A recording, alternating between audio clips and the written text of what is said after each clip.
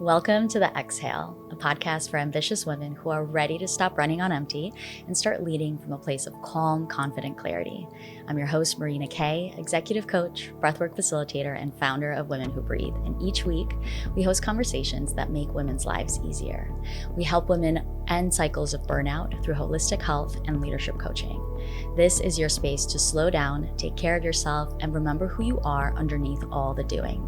You've been holding it together for everyone else, and you deserve to finally exhale. All right, everyone. Welcome to the next episode of the Exhale podcast. I'm so excited for this one. I wanted to have an episode on all the really exciting up and coming things in women's health. Women's health is really trending right now. I think it's been taking off since end of 2025, and for sure now. I've been part of so many exciting conversations during South by Southwest here in Austin, Texas, and it's just exploding on different podcasts and online. And so I really wanted to bring on a holistic women's health expert, which is who we have here today. So I am joined by Lauren Colletti.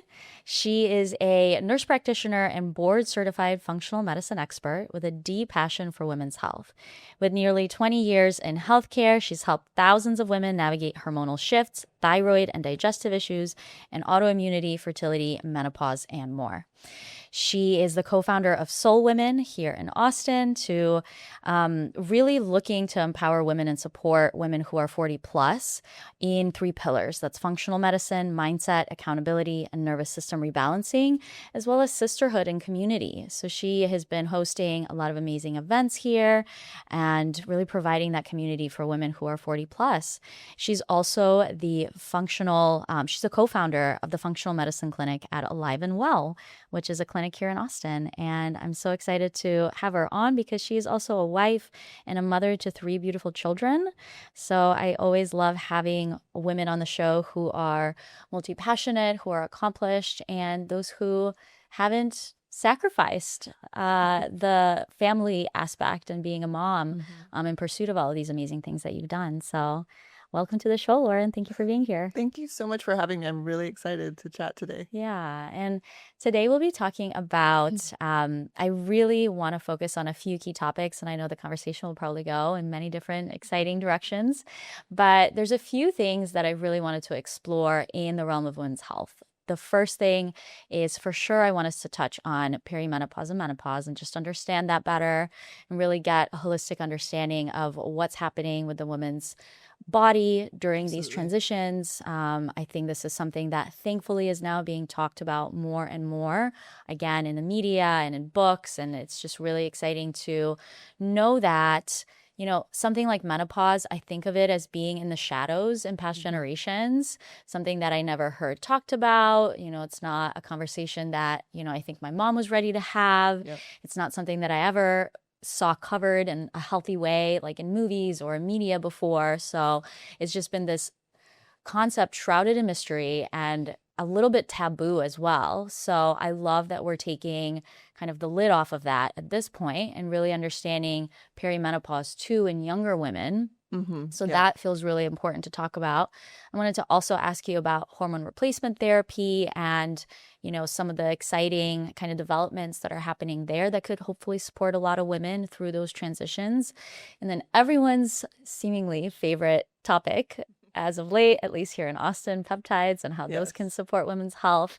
And then, of course, the role of community and just your journey and, you know, what brought you to doing what you're doing today. But yeah, I'd love to maybe just start with you sharing anything that I might have missed, like anything that feels important in your work. And then I'd love to talk about like what called you to be doing what you're doing now, and especially now as you're working more on SolWomen and the community building aspect. I'm curious how your journey shaped that interest and the desire to be serving women in this way. Yeah, absolutely. I don't think we missed anything. We have a lot of really amazing things that we get to talk about today. So my background is really family medicine, integrative medicine. So I was working across the lifespan from children to elderly, both men and women.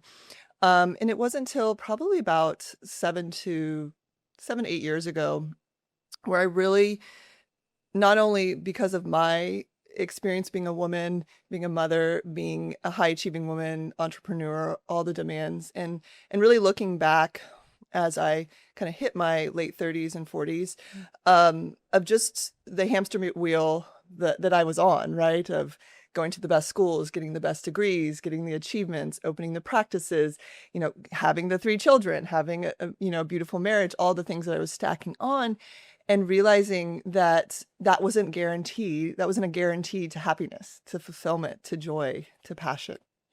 And while I was working with lots of different patients, men and women I also deeply connected to because I was a woman as well, going through the experiences similar to my patients. So it's that lived experience that really connects you with the patients, whether or not I intimately understand what they're going to. I intimately understand what it's like to be a woman and to not be listened to, or to be told that it's all in their head, their labs look normal. And over the years of continuing over and over again to see that in my office, right? A woman who's gone to multiple different specialists, told basically that it's all in their head, and then truly realizing, wow, there is absolutely things that we can work on, and there are things that have been missed, and I listen to, I validate them. And over time of hearing that same story over and over again, it kind of lights a little fire under me. I'm a very passionate, determined, like, don't tell me no, right, type of woman.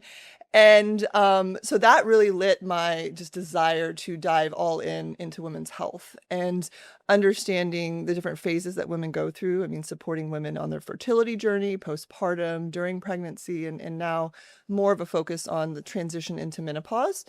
The more I learned, the more it became applicable to support my patients, as well as also understanding that medical students, doctors today get 2 hours of education on perimenopause and menopause in medical school. Yeah. That is 2 hours, and women spend nearly 50% of their life in this phase. Not to mention women were not actually included into research, basic research, even for drug dosing and development until 1993. So there's just multiple reasons why. It's not the doctor's fault. I have many physician friends that want to understand how to support women in perimenopause and menopause and these different phases. They really just weren't given the tool set. And so it's not a, us versus them blame game. It's just a reality check of like, this is where we're at. So it was a really long answer, but I just became over and over more and more passionate about this because I kept seeing women internalizing issues that were really systemic. They were really structural. They were really nothing to do with them. But as women, we tend to, if something's not working or we're hitting a wall, we tend to, instead of blaming the external environment, we tend to blame ourselves and then suffer in silence, think that we're the only ones experiencing these symptoms, and then just keep going, which is really what I can intimately relate to, is just keep going, push through. And I know you're so passionate about this as well. So this is just what has brought me to where I'm at in my career with SolWomen, with what I do at Alive and Well, just creating a movement of empowering women to realize that they get to be supported and it's not in their head. We have so much in common, and I love being surrounded by women like you because I resonate so deeply with so many thoughts that you already shared. And I have actually an amazing guest who's coming on the show in the following episode. And her and I spoke about her journey with her cardiovascular health and how hard it was for her to find the right diagnosis with her health. And she was very much dismissed by doctors, both male and female.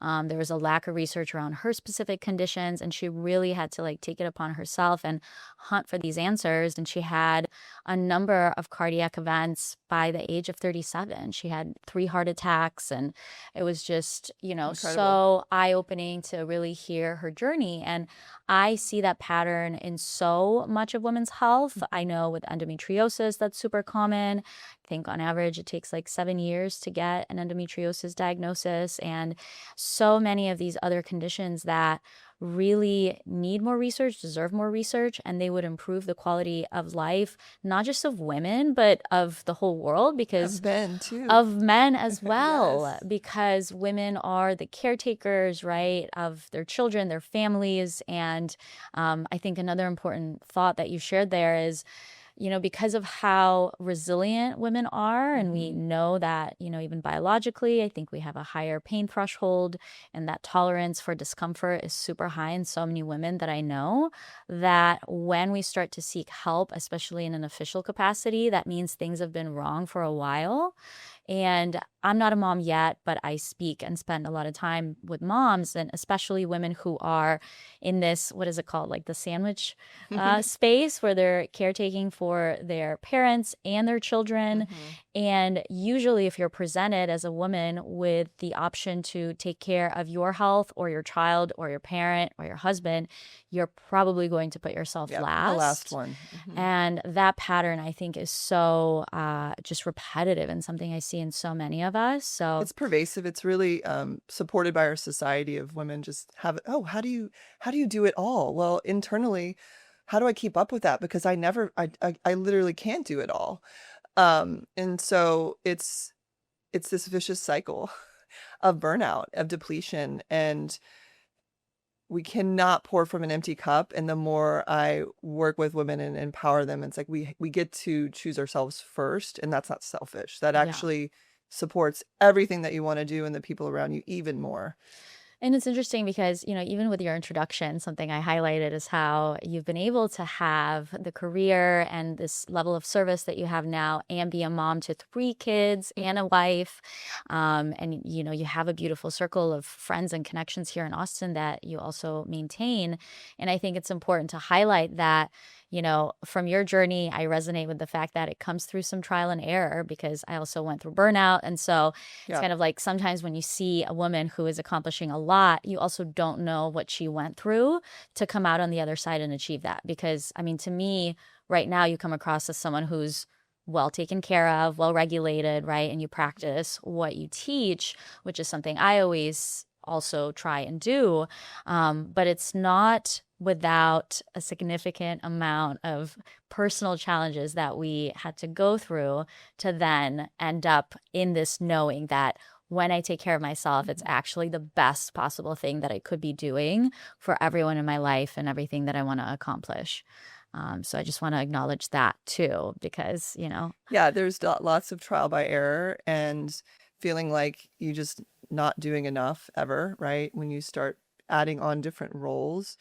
But the reality is what I always come back to is, if I'm not focusing on me and taking care of myself, my spiritually, emotionally, with my sisterhood community, then I really can't show up.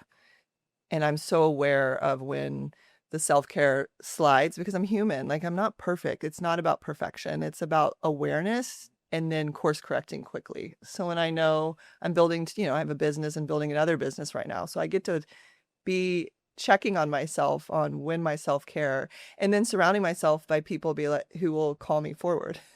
yes. Like my business partner, she's like, okay, we're time blocking out, you're working out next week, right? So it takes a village. And that is something too with motherhood, with just my journey, which was burnout, multiple miscarriages. That story is probably for another day. But the reality is that it takes a village. And this idea that we not only maintain the level that we have been at and have children, it's like each child, you have to manage the expectations of what's possible. It doesn't mean that you're sacrificing. You're just being really more and more laser clear on where your focus is at. Yeah. Because there's not extra time, right? Like, everything is intentional. And that's where actually children help me really learn how to create boundaries, which I was never good at. So that, really does support me, and knowing when to say yes and when to say no, and when to quickly get back in alignment. Yeah, I think that's so important. And it's also a good segue, I think, to jump into some of the topics, because, we do have to be mindful of our time and our energy. And at the same time, as I said at the beginning, this is an exciting time to be in women's health because there is so much that's available to us than past generations. And this is what I'm passionate about exploring on the podcast and with my community and with those that I coach is, the way I think of it is like, if we have access to some of these things now, we almost owe it to ourselves. And I kind of want to do this and explore this and do this for myself, like work on my health and optimize it just because my grandmother couldn't, my great grandmother couldn't. Like it wasn't an option. And so now I love learning and diving into all of the amazing things that are possible with health now because it's just incredible to think about how far we've come and are coming. And especially like in these next like 5 to 10 years, I think we're going to see such huge expansions of lifespan for both men and women. And I'm really passionate about expanding the fertile window for women and really extending that even into your early 40s and beyond, because I think that opens up so much more opportunity and wealth creation and just so much more prosperity for women, right? When we're able to have children on our terms when we're ready for them. So all of these topics really fascinate me from a number of different ways. But I'd love to jump into and maybe just ask, like, what are some of the things you are most excited about in women's health and in your practice right now when it comes to like the patients you're seeing and what's been helping them? Yeah, so I would say what I'm most excited about is just integrating hormone replacement therapy earlier, utilizing peptides sort of to allow many of these women who've dealt with kind of chronic autoimmune issues. Hashimoto's, for instance, is a really common female dominated diagnosis of thyroid condition. It's an autoimmune condition. And what that does is it's kind of a metabolic inflammation hamster wheel. And so utilizing peptides, utilizing hormone replacement therapy earlier on to kind of reverse and get people off that hamster wheel. So the diet and lifestyle, those foundations that many of them have been very much leaning into, we can actually see the impact and the benefit of. It's just this personalized medicine that I find so exciting because, when I was in sort of traditional training, it's kind of, this is the algorithm. They have this, you give them this drug, you do this, and it's very cookie cutter. And I just never aligned with that because everyone is individual. And so I just love deep diving into females' history and then seeing their health goals. And then how do we integrate? How do we get there as quickly as possible? And we have more tools than ever, accessible not only to more and more people, but also accessible financially. It's still for the top, small percentage, but that is driving consumerism to be more accessible to everyone. Like we're seeing that with the labs, right? The direct to consumer lab companies like Function, Superpower, those are becoming more and more accessible financially to the greater public, greater population. And I believe that's going to continue to be that way. Yeah. I think of myself as an early adopter of most things, especially in the health space. I love it. I love trying things out. I've been quote unquote biohacking for 15 years at this point. I used to read Dave Asprey's blog before he even had the coffee company. So it's something I'm really passionate about. And it's such a good point that I think a lot of my friends and my clients first have questions that are from the angle of like being apprehensive about some of these things initially.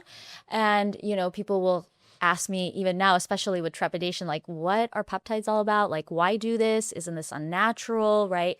So I want to kind of dive into those things and really first demystify it and also start to think about these things as our allies on the health journey, right? Something that has to be used cautiously and mindfully and with precision and with support, but especially like with HRT or just a lot of different supplements that I've tried, it's this fear that some people have when we maybe don't know fully what it is or it's been banned before, right? That word like, oh, something was banned and now it's unbanned. Like, why is that? Should I stay away from it? Well, there's multiple different reasons why that could be the case. It doesn't mean that that specific compound or option or supplement is bad for people, right? Maybe it just needs more regulation. So I think let's start with peptides just again, because everyone I know here in Austin is so obviously health conscious and curious. And many people in my space are also early adopters and are really feeling some amazing benefits of peptides. So I think the first good place to begin there is just, what are peptides? Even is that word? And maybe what are some top ones that you're using in your practice Yeah. for women? Yeah. So peptides are small amino acid chains that activate a pathway. So if we think about a peptide that most people know, insulin is a peptide. Mm. And there's different categories of peptides, but typically they work on inflammation, immune function, metabolic health, and then kind of anti-aging mitochondrial health, right? Mitochondria are the workhorse of our cells. They are what produce energy. And we want those to be optimized because obviously energy production and having what we call charged body battery will prolong life, and not just life, right? It's healthy life, Yep. right? Health span, not just lifespan. And so that's really what we're all going for, right? Is health span. So peptides that I use, generally peptides are very safe. Okay. They can activate on certain pathways that we need to be mindful of, specifically if people have certain health conditions, obviously history of cancer. Those are the biggest concerns. And we want to be using them mindfully, and we want to be cycling them. So peptides aren't meant to be, you take a peptide forever. Usually we take a peptide anywhere from 2 to 3 months, and then we cycle off. Many reasons for that. It's a little dependent on the peptide, but it's because we don't want to be activating a pathway over and over and over again. It tends to get exhausted, or meaning it's not getting the same benefits as it was. And also we want to be able to have this pulsatile effect, right? Yeah. Peptides that I love using, well, we'll kind of separate the GLP-1s because I think we're going to talk Yep, exclusively about about next. GLP-1s because that is a whole category of peptides that I absolutely love using. So there's a lot to demystify there. But the peptides I love using in women, specifically women kind of in this midlife, 35, 40 plus, is BPC 157. Many people have heard of it. It's one of the peptides that has kind of the most studies. There are, I believe, a few human studies. Most of peptides do not have human studies. It's really animal data. So again, we're applying that to humans and in real time seeing the benefits, knowing that overall the risks in general are fairly low. Now, again, there are risks, but BPC works on inflammation, but most importantly, it works on muscle recovery and healing. So we take it orally if we really want to work on the gut. So gut healing is a big one. Working on gut health is so important for autoimmunity and all different conditions. So orally BPC is really powerful for the gut. When we do it injection form, that is more for muscle recovery and healing. So specifically wound healing. If you've got an injury that you're actively working on healing, BPC 157 can be great. Also can just be great for inflammation if you're working out regularly and you want some better recovery. Yeah. I couple that with CJC ipamorelin. So that is another one. It's a combination of two peptides that work on growth hormone. So they're not growth hormone. What they do is they help our body to produce more growth hormone. And this one works amazing for muscle recovery, muscle building. Growth hormone helps with just boosting all of our hormones. So it helps with vitality. I especially love it in women kind of midlife. It helps with circadian rhythm. So it really helps with sleep, which obviously, when we sleep better and deeper, then everything works better. Yeah. So that is one that I really love. And I oftentimes will do those together. GHK copper, I don't know if you've heard of that one. That one helps to boost collagen and elastin, so it's in inflammation. So injection form, it has multiple benefits, but inflammation, it helps with, longevity, anti-aging, and collagen boosting production. When we use it topically, it has great wound healing effects as well as fine lines and wrinkles. So a lot of I have a GHK copper serum that I use. It's got GHK copper and estriol and some other things in it. And that really helps with aging skin. So that's a big one, especially in my female population. Yeah. And then TB500, thymosin beta 500, that's oftentimes coupled with BPC. Again, little deeper inflammation, anti-inflammation properties and healing, etc. So there's also many others, mitochondrial peptides, but I would say if I had to pick 4, those would be the 4 that I use the most frequently. If I add in additional mitochondrial peptides, that would be MOTS-C. Yes. That one is amazing for kind of metabolic health as well. For patients who can't do GLP-1s for some reason, will do that. And they just have a lot of inflammation. So patients with prediabetes, diabetes, MOTS-C is great because it's helping with metabolic, but also really helping the mitochondria. So there's SS3-1 too, is just more targeted, more potent mitochondrial. But there's, I mean, there's it's like gibberish. You're just saying like SS3-1, GHK. But those are really some key ones that are, I feel like, the most heard of in this space. And there's definitely additional ones that I utilize, but that's I've tried several of those and I'm loving them. Again, going off the thread that I'm an early adopter. I love to know and I love to test try things. it on. It's good to try it on yourself. And some I didn't love, and I listened to my body. Intuition is super, super important with health and anything that we take orally or inject or try, right? But some of them are truly just like transformative. And it's only been a few months that I've tried them personally. MOTS-C has been so huge. I'm almost wary of saying the ones that have been helpful for me because everybody needs to try what works for them and what's really right for their goals. Provider, like get guidance, because again, if you're throwing peptides at when the foundation is off, you're really just spending a lot of money and you're not going to get the most results from. So you have clearly a dialed in lifestyle and practices. So the peptides just really give you that little bit of extra edge and leverage.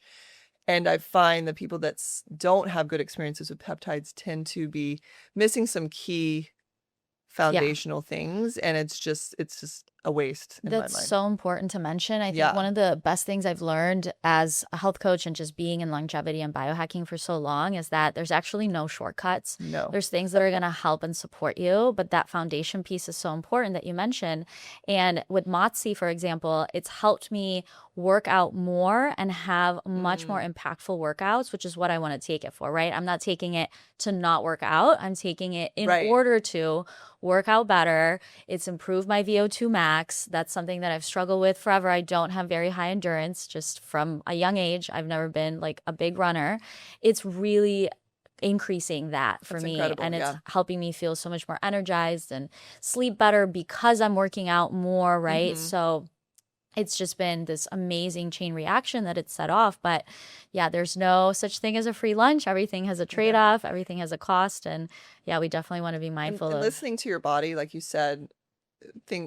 Just because someone says, oh, this peptide's going to do X, Y, and Z, and it's going to change your life, and you don't feel good on it, or it's not doing anything, like then you get to try something else or discontinue, because people do have different responses. And it's important to check in on what your response is. 100%. And I'm curious too what your thoughts are on this. So a lot of people who I've shared, now obviously I'm sharing with everyone. There's been a select few people that I've shared over the past 3 months that I've been, trying some of these things out. And I'm always saying that with like a huge asterisk of like, don't listen to me, do what works best for you. Make sure you have your blood work done. Make sure you know what is your family history, what's going on in your body now, right? I did my thorough blood analysis at the beginning of the year. It did show some inflammation, not a surprise. We all have it, right? Yes, I deal with stress just like anyone else, even though I work in this space and I help other people manage their stress. But I really wanted to see how those markers respond to me trialing some of these things. So I'm excited to retest again. And some of the questions that people have had from me is like, well, isn't this not natural? And it's synthetic, it's made in a lab. And some of the things that I think of on that front, I'd be curious how you think of this is, there's really nothing natural about taking 600 milligrams of ashwagandha a day or taking 2,000 milligrams of lion's mane a day, which a lot of people are drinking in their nootropic drinks, right? When we think about the synthetic space and that kind of argument, we have a whole generation of women, myself included, who grew up on hormonal birth control, which is synthetic hormones that I was taking for a decade, right? Without ever questioning that. And it was prescribed to me for treatment of symptoms that, I was dealing with without actually understanding why those symptoms were happening in the first place. So I'm curious your thoughts on that. Maybe it's just a broader question around anything that we kind of take that is synthetic, right? Yeah, I would like to just get curious on what that individual who is concerned with them being what comes up for them. Like, what is the issue for them? Peptides are actually we produce these peptides in our body, right? So we are making it in a lab, but they're mimicking they're increasing our own production of things. So to me, they're agonizing or improving, right? Same with bioidentical hormone replacement. Yes, it's made in a lab. Some of them derived from, plants, for instance, yam, progesterone. But in general, they are not, from the earth and you you ingest, right? Yeah. Like your food. However, they're exactly mimicking the same structure as what you produce. So to me, it's their own internal interpretation or resistance of something unnatural. What does that mean? Does that mean Yeah. you're not you're cheating or I mean, I don't know. It's I think it's a really interesting question It when you ask is. people, okay, so what is your impression of what's wrong with something that's synthetic? Right? Because we're exposed to a lot of synthetic things, anything we put on our body, and so it's if we're really trying to you can get caught very quickly in that Yeah. argument, right? Yeah, totally. I think it's safety, right? To me, that would be, is it safe? Is it going to alter my own production, right? Is it going to damage my natural rhythm, right? And with bioidentical hormone production replacement and with peptides, no. I mean, they're supporting a pathway, and you take them away, and then the pathway goes back to its normal function. Yeah. So I think you're just getting curious around that synthetic argument, Yeah. right? Because just because it's synthetic doesn't mean it's not safe, it's not effective. And so what is their issue with it? That's such a good point. I think in general, in the space of health, it's one of the most fearful spaces for Yes. people to venture, right? Health, money, relationships, the most emotion comes up around that space. So there could be, yeah, to your point, a number of different things that come up for different people when they think about these breakthrough options that are now becoming available. And, to the point of cycling peptides and using them mindfully, something that I always mention to people is, for example, how often do you cycle on and off caffeine, right? That is Right. really something that we want to have happen. We want to take healthy breaks from something that is stimulating in that way. Absolutely. And we never do, right? We never really think about it much. We drink it usually some form of caffeine, probably by, I would imagine, 80-90% of Americans, right? Every single day. And we don't cycle it on and off. And so, yeah, I think approaching it mindfully and, in a way that's specific to you as an individual is really important. What would be any other like words of wisdom or advice in just the peptide space that you would have for someone who's maybe not Austin based and doesn't have access to your Yeah, I work? think right now we have a lot of direct to consumer where you can just purchase online on a website. And that is something that I'm really discourage people from doing, because there's not any regulation around that versus a compounding pharmacy that produces these, and they are by prescription, but that you're being monitored, and safety and effective, and what's in it is what it says it is. And also getting support and calculating dosing. I cannot tell you the number of people who have given themselves the wrong dose Yeah. from these direct to consumers, and they're mixing the vials together and having serious events. I mean, going to the hospital, like really serious events that can happen when we are misdosing and miscalculating. And there's a reason why we have people who are trained to mix and to dose correctly. So that's a big one. And yeah, just work with someone who can support you. It's not this overbearing. It's not an extensive process, but you should, quarterly meet with someone to connect on what's working, what's not, what are your goals, and to adjust different peptides while they're looking at your labs and looking at like the overall health picture, right? Yeah. Because peptides don't cure anything, right? They're Yeah. not treatment. They support overall the lifestyle and health goals. So, and people that are really skeptical, they're obviously not early adopters, but I think with modern science and technology and advancements, we have opportunities to really, that our parents' generation didn't, to live our best life, to live healthy, vibrant, hormone replacement therapy, for instance. No woman's ever died from menopause, right? No one's ever died from menopause, but they can live a very unhappy, like losing themselves, unvibrant, like fade away type life for 50%. Or they could be supported, get on hormones that their body has naturally produced up until that point, and that also help prevent Alzheimer's, heart disease, osteoporosis, I mean, the list goes on. So Yeah, we're resistant to the change, but these are opportunities that our modern age and science is giving us. So totally. get support, do it mindfully, do it that feels right with your body, but don't just push it away because it's really it's a disservice to you and to your health. Well, and labs too, right? I know you're Right. someone who is obviously passionate about that and uses that in your work. I Hmm. think one small call to action for anyone listening to this is if you haven't gotten your blood work done in a certain amount of time, I'd love to know, your perspective, and maybe if you could talk about like the top blood work that you should have as a woman. Maybe Yeah. if you're approaching, we'll get to perimenopause in a little bit, but just touching on blood work, like, right, thyroid, I imagine you'll say, like a full blood panel. What should we have women look for when they're maybe like approaching their 30s or in their 30s? Yeah, yeah, the best time to get comprehensive blood work is when you're feeling your best because that is really where is our baseline. So there's really no better time. Anyone should get lab work done, in other words. But markers we really want to be looking at is a full thyroid panel. We want to be looking at hormone levels. We don't have to look at, timing wise, but really I like to time it around a week before our period. Yeah. But metabolic markers like A1C, insulin levels, advanced cardiac markers. Again, I'm sure you'll talk more about this, Yes. but apolipoprotein B, lipoprotein A, there's different CRP.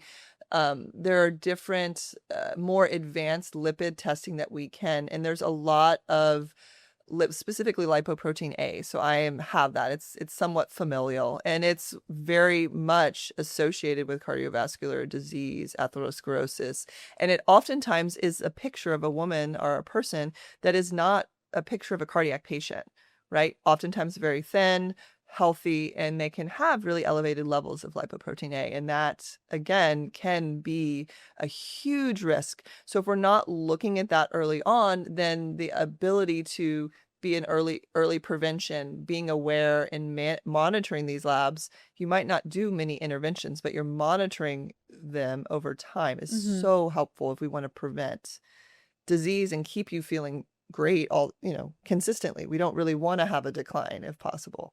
So important that you mentioned that. And I love the shout out where if anyone, again, is interested in the cardiovascular piece, that's the next conversation. And we're going to dive into all of that. So yeah, ladies, like if you're listening to this, please get your blood work done as a minimum. You don't have to, it's like we want to reach for some of the things that are going to maybe improve our life or some of these more kind of like upper level Yeah. interventions. But what we actually really want to do is just know your numbers, Yeah. right? As a baseline, right? Get your annual checkup, right? Just make sure all of that is taken care of.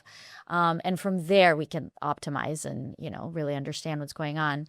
When it comes to focus, most women don't need more stimulation. We need a brain that can actually keep up with the demands of the day. This is why I'm so excited to share that the first season of the Exhale podcast is sponsored by Wisby Genius Strips. They support focus, clarity, and mental speed, helping you stay consistent and sharp throughout the day. What I love most is that they're caffeine-free, which matters, especially for women, because we know that women's bodies and our hormonal ecosystem are much more sensitive to stress and to overstimulation from caffeine. Genius Strips are built with clinically studied ingredients at effective doses. They're ultra thin, fast release strips that you can take anywhere, and you don't even need water. They just melt in your mouth and start to work within 30 minutes to deliver the focus that you need. Designed by a neuroscientist and built for daily use, most people start with a 30-day supply. And right now you can get 15% off with the code EXHALE15 at checkout at Wisby.com. That's WIZBE.com. I'd love to maybe next talk about GLPs because so many, I've fully kind of been in so many different feelings about me GLPs. too. Like, Me too. absolutely never touch them. Wait, no, maybe do. Wait, maybe they're supposed to be microdosed and maybe they're actually the best thing for humanity. So right now I'm somewhere in the middle, but I have gone from like absolutely never touch this to maybe everyone should be on this. And I know you speak about microdosing them, right? Yes. And maybe using them really mindfully as well with your women. Yeah, so I've been using GLP-1s ones, originally called Ozempic and Mounjaro, and Mm-hmm. the tirzepatide and semaglutide is what we call them. I've been using them probably since 2020. So I've been using them for a really long time. We had to get them. They're very, very expensive. So really not a lot of access until compounding pharmacies were able to Mm-hmm. prescribe it when it became on the sort of shortage list, right?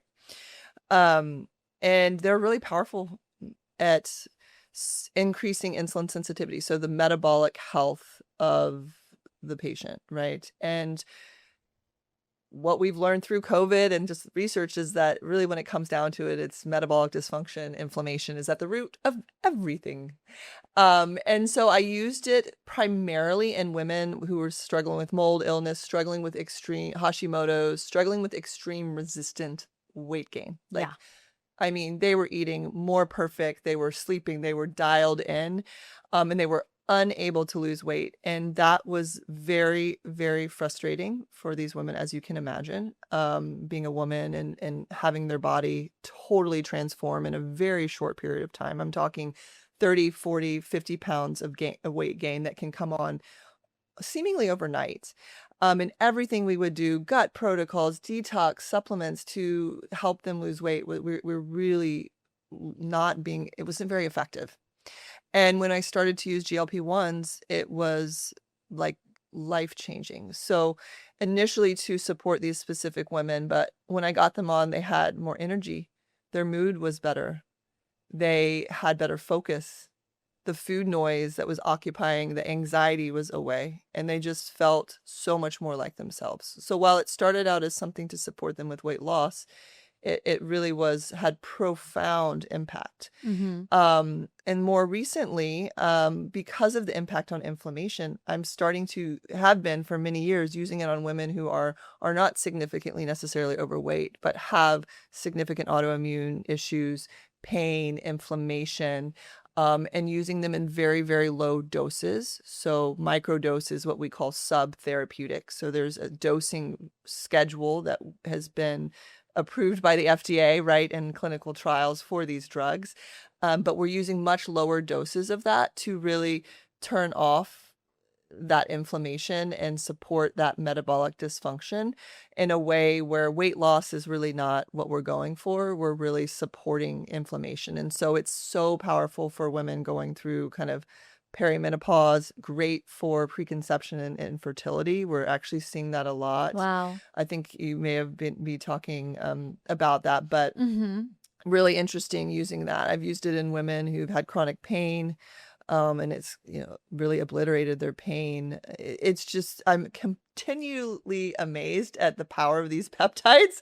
And initially, I really had some resistance, and I had some just like moral conflict, right, internally, because it felt like is it cheating? Is it, what are we doing? Is it giving up, right? And it's really not. These women have done everything, but I am like no longer at all concerned because of how powerful they are. And they need to be done wisely because a lot of people are overdosing them.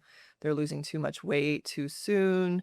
They're having GI side effects. And so when we microdose, like literally women have no side effects. They're not losing muscle mass, yet they're getting all of the benefits of inflammation, mood, energy, weight, body composition is part of it. But I do feel like some level of GLP is really going to be a bit standard. Mm-hmm.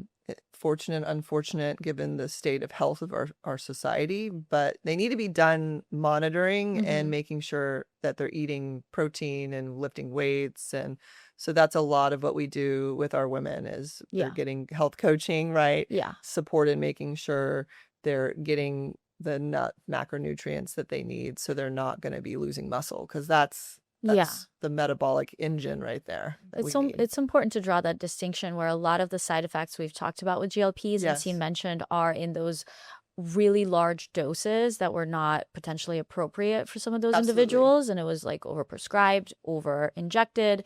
And now we're really dialing this in and saying maybe GLP-1s aren't the issue, it's how we've been dosing them. And when you take a 1/20th of the dose Right. that comes with the side effects, you're actually getting all these benefits.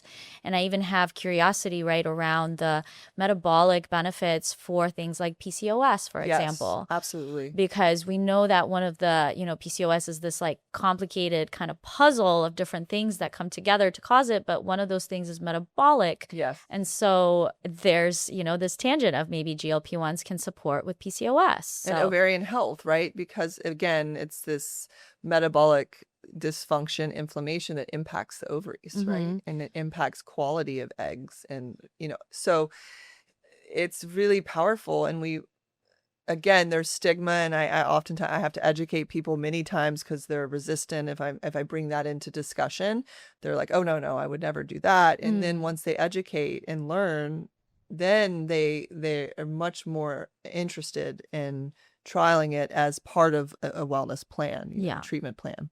No, that's so helpful to mention. Thank you for that. I wonder if this is a good place to start to talk about perimenopause, because you mentioned this kind of like unexplained weight gain that happens, right? A lot of times that is, just kind of happens. The onset comes up and you're doing all things right and you are eating healthy and exercising and the weight starts to come on. So I wonder if we can define. First, let's talk about perimenopause, which happens before menopause. Right. And then what are some symptoms that would tell even a younger woman who's maybe 35, under 40, that maybe she's starting to reach that place of perimenopause? Yeah, so perimenopause is just usually the 7 to 10-year span leading up to menopause. And what we'll see is fluctuations in hormones, but oftentimes early on, women won't notice any changes in their period, for instance, or irregularity. But what the hormone that tends to first decline is progesterone, and that impacts our mood, sleep, just our regulation, right? So you work in the space too with women and breath and nervous system regulation, but tend to be the earliest signs, tend to be mood changes. Hormones absolutely impact our metabolic health, right? Just our normal hormonal fluctuations, specifically estrogen.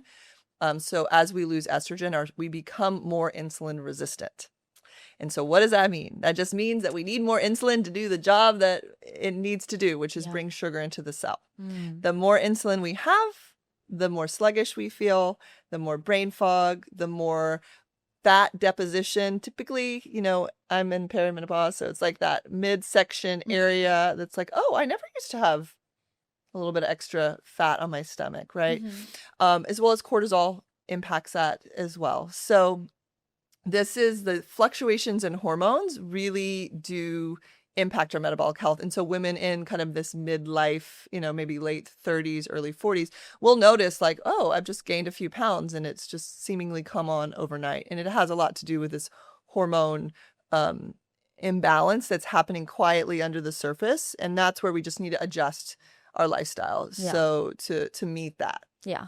And then chatting about perimenopause, the next transition that a woman goes through is menopause, so the actual transition into her menopausal years. And this really struck me the first time I heard it. I'm probably going to say this on every single episode, but not every woman will become a mother, but every woman will go through menopause. Absolutely. Which is crazy, because not to say that we have enough support for mothers going through matrescence and motherhood, but that there's even less support for menopause and less of an understanding around it. So what's happening there, right, with the changes that a woman goes through when the actual onset of menopause begins? So menopause is basically diagnosed, the definition is 12 months without a period. So at that point, it's called ovarian failure, which sounds horrible, but it's really our ovaries are no longer producing estrogen and progesterone like they were during our cycling years. The connection from the brain to the ovaries, which really is the regulator of it all, no longer is really functioning. So we see a decline in those hormones, which dramatically can impact a woman's well-being, energy, sleep, mood, weight, muscle recovery, inflammation. A lot of pain can happen in this menopause or perimenopause phase where women will go to PT and do all the body work, and then we get them on some progesterone and it kind of heals. Frozen shoulder is a really common one that women will get diagnosed with, and really bioidentical progesterone can help with that. So menopause is truly just 12 months without a period. It's ovarian decline. And there's ways we can check that in lab work. But that's the definition. And every woman goes through it. And most women have kind of been given the indication that it's kind of your time to fade out, and it's like, that's 50% of a woman's life potentially. So it's truly a time in my mind of transformation, of really stepping into the woman that you are and owning it in this phase of life. Yeah, owning the wise woman archetype is how Absolutely. I call it. Yeah, you and I are aligned on that again. And as we expand and extend lifespan for women, Yes. now we're going to spend potentially a majority of our life, or a larger and larger part of our life, in menopause, because we're just going to be living longer. So again, I think from that point of view, it's important to understand it and, what's happening there. And also, yes, bring the value and the understanding of what women have to offer at this stage in their life back into the conversation, because I have studied indigenous medicine in Latin America, and I've worked with indigenous healers, and we know that a lot of indigenous societies really honor this wise woman matriarch archetype as the council leaders, as those who are looked to for advice, for direction in the in the community. And so I'm very passionate about reestablishing that connection. And you already touched on, right, the bioidentical progesterone. So here we're talking about really hormone replacement therapy, right? So I'd love for us to just define what that means and why do it. What are the different modes of delivery for hormone replacement therapy, and what are the benefits?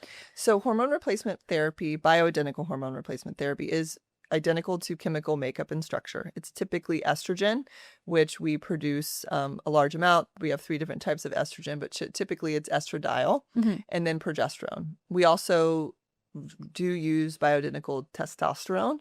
There is not, at this point, an FDA approved bioidentical testosterone available to women as of now, but I believe that hopefully it is coming. So ways that women can utilize bioidentical or take bioidentical hormones is orally, transdermally, vaginally. And there's different reasons to do different routes. Some of it is tolerance as well as the benefits of it. So vaginal estrogen really is, any woman over 50 in menopause should be on vaginal estrogen. In that delivery, at the dosing, it's actually not systemic. So we're not raising or elevating estrogen levels, but it helps with pelvic floor. It helps with urinary continence, which is very common as women age. Urinary tract infections, actually sepsis, is one of the most common causes of death, and oftentimes secondary to low-grade UTI. Elderly women will come in with they'll have dementia type symptoms, and it's really a really bad UTI oftentimes, and it leads very quickly to an unfortunate sepsis and death. Estrogen is so important for our brain, for skin elasticity, for energy, that vibrancy, that beginning, that ovulation time of our cycle where we feel like on fire and just ready to be seen. Progesterone really helps calm us. It's kind of the yin to the yang, and relaxation, sleep, anxiety, mood. So they're definitely necessary to be taken together. Also, progesterone protects the uterus, so we don't have any concern with, endometrial cancer or uterine cancer that can happen. Wonderful. It's just, to me, it's part of just the aging. It's part of your health plan, right? Health treatment as we age, because of the just benefits and the prevention. And it's something that you discuss with your healthcare provider, right? On what routes, what dosing works best for you, but it absolutely needs to be in the conversation. Like the resistance, I don't want to do that, or I'm going to muscle through menopause. It's like, that's not the mentality that we're going through. It's really about keeping you optimal and preventing disease, preventing heart disease, which is still the number one killer in women. Yeah. Right. And we know without a doubt, the research shows that estrogen therapy is supportive, is preventive for cardiovascular events for women. So we need to be more, as women, advocating for it, and that will shift sort of the medical paradigm as well. It's coming, but I think more often than not, women are, that conversation is not brought up by their provider's hesitant. And so what we get to tell them is, hey, we get to really advocate for yourself and then find someone who will be supportive in discussing hormone therapy. Yeah. So just to clarify that for everyone. So as we age and as perimenopause and menopause onset happens, as we approach that time, our hormones decline. And so here it's beneficial for us to either take, skin-based estrogen, progesterone, vaginal, oral, whatever is going to be supportive for that person, taking them in combination. Yes. And I think the big reason why there's probably still some apprehension is because for so long we've been told that it's bad or not beneficial because of my understanding is a faulty study that was done a long time ago. Women's Health.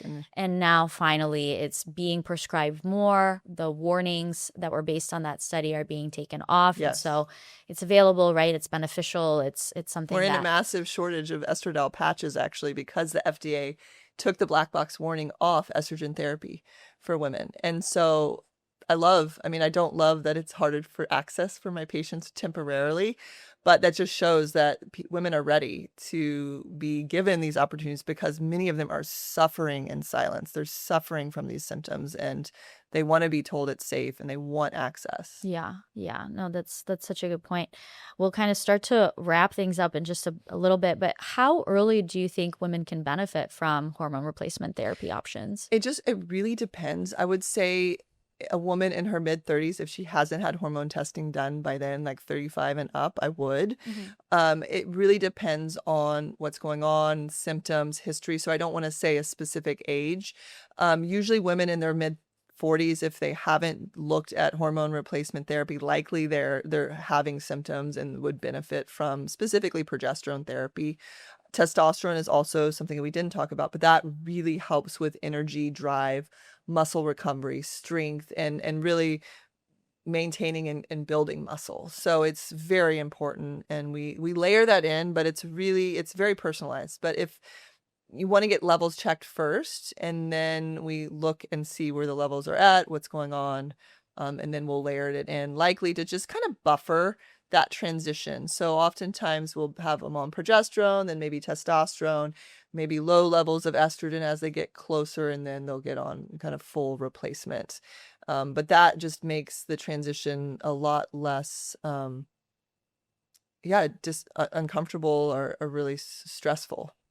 It's so helpful to know that because I work with a lot of women who are, in higher levels of their career, right? And they're really ambitious and they're pursuing a lot. And if we try and do something like breath work, which obviously is what I support women with, and it's so helpful, but if that woman is having like uncontrollable brain fog and is not sleeping, more than 4 hours a night and is having hot flashes that are disrupting her flow at work, like what are we going to do? Right. So, if anyone's listening to this and you're having some of those symptoms, or maybe you're starting some of those perimenopause, like you're kind of on that cusp, right? There's things that you could be doing now to support you. Absolutely. And this whole conversation is so helpful to just stop or start removing this thought like menopause is going to be awful. This is going to be terrible for you, right? Again, all of this language that we've adopted as a society around the hot flashes and the osteoporosis and like losing your hair and whatever else happens. It's like,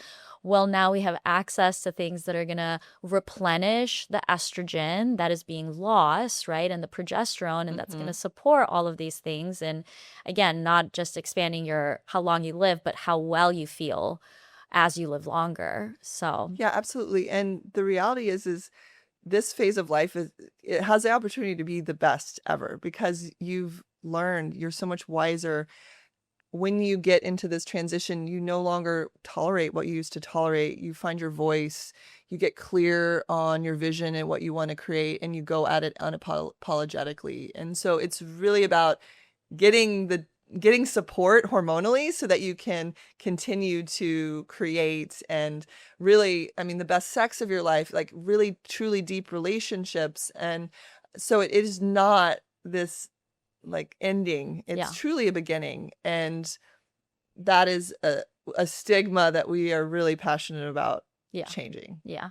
Yeah. And, something I'm passionate about is my women that I work with and who listen are, probably anywhere from late 20s to upper 40s.